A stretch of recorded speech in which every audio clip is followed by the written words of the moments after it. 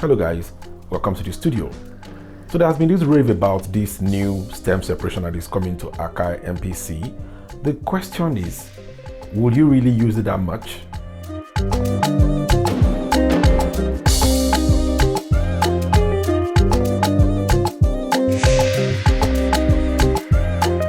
Welcome back. You recollect sometimes last year there was this big discussion about the sound of Akai, where some renowned producers were trying to say, you know what, Akai, why not just focus on this device and give us more as far as the sound is concerned, instead of just churning out or giving us plugins here and there to support all these things. And there was a divided house. Some people say, oh yeah, the sound we have was okay. Some were saying, you know, it's true, we need to work on the sound and all that. I even tried to, basically, I think I actually did a video on that as well, letting you know what the community is saying. It's talking about the fact that, yeah, they want this to happen, but the reason why it might not really happen is simply because you are still buying the products and all that. And now, there has been a series of, talk after that. People were saying, you know what, Akai, please focus on this device being a sampler and not give us plugins. Let me read something. Let me read the review for you here. Someone actually jumped on and said, Akai should just focus on perfecting the core functions and stop feeding us new paid effects and instruments. He says he's not going to buy any of those, blah, blah, blah. And then he said, I bought it as a sampler and there is a lot, in fact, the lot was long, that they could focus on to make that sampler better. So let's talk about that. The first thing about this device is what you need to know. It was actually originally designed to be a sampler, but it has evolved. Yes, we agree, a lot of things evolved. Now it's evolved into something that you use to make your beats from end to end, from start to finish, master, mix it and all that. But originally, these machines were built to be a sampler.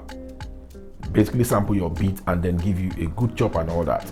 Now, back then, there was a better sound, so to say, in quotes. Do you understand? Because it's a relative term. And now, let's just say we have a different sound right about now. So, it seems as if as generation is changing, the sound is also changing, right? And the people generally write about it and they're not complaining about the current sound that is coming out. In terms of what they are hearing, the producer has noticed that there's a change, but people that are hearing it, might not really be able to differentiate. They'll just be like, okay, fine, the beat is pumping. Maybe after the producer have done a lot of tweaking and all that, adding extra effect to make everything come alive. Do you understand? So in essence, this particular stem that just came out is a proof that Akai is actually trying to do something. Do you understand? When you don't talk as a community, when you don't do feedbacks, when you don't share your thoughts, whoever is churning out products for you will continue to think, oh yes, this product is just okay for you. But once in a while, when the community drop their concern, it works because they eventually will get to listen.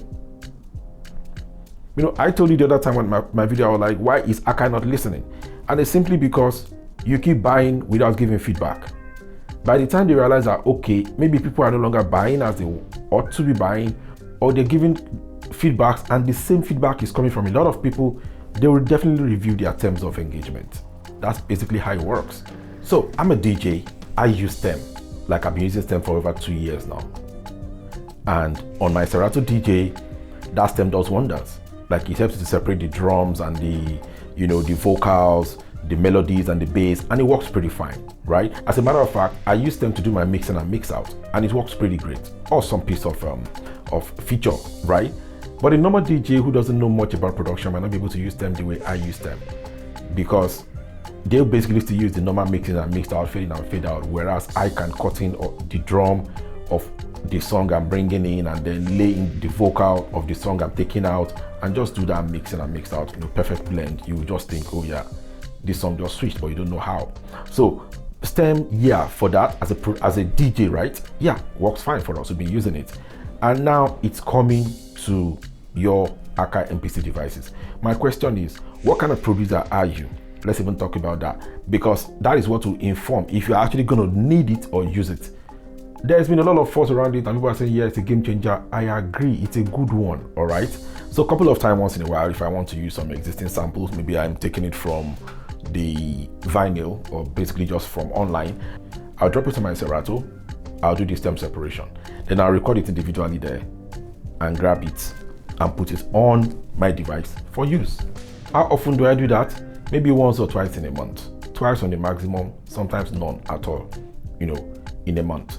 Which means now, if I'm having to be able to separate the stem directly on my device, will it make me to be eager to want to do it more? That's the question. Just like when FlexBeats came out, we were all excited and it promises to be something that we're going to be using a lot more frequent. But I can assure you that excitement came about maybe like just 1, 2, 3 months, and afterward everybody went back to the way they do their thing. Like, there is a level of workflow you're already used to that you'd eventually just slide back into. It might grab you on that initial excitement that, oh yeah, this is a new feature, let me see how I can make use of it. Then once you find out how to use it, maybe like just a couple of times you use it. Since I bought my Flex, I've not used it up to 5 times, the FlexBeats player. Now we have stem separation coming in. I'm already used to having to separate it on my Serato, but now maybe it will be easier for me to do it here. Yes, that's it. And I think I might have to also eventually wait for when it's available on the device, because I actually and rarely connect my device to the system to do controller mode. It's mostly standalone for me. Most of my work is standalone. So let's say I want to, for the sake of that, I'll be connecting it and be using it in controller mode.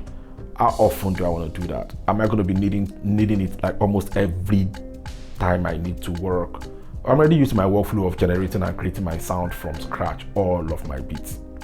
And then once in a while, maybe just pick a sample and what can I do with it? So don't get me wrong, I'm not saying this is not needed. I'm telling you, it's an awesome tool, but at the same time, would you really think you get to use it that much as you're anticipating? But then, let's wait and see. Probably when you get it, you will tell if you're able to use it more than you thought you would or less, as expected. Anyways, that should be all for now as far as the stem separation tool is concerned. Let's wait and see what happens. Yeah, see you in the next video.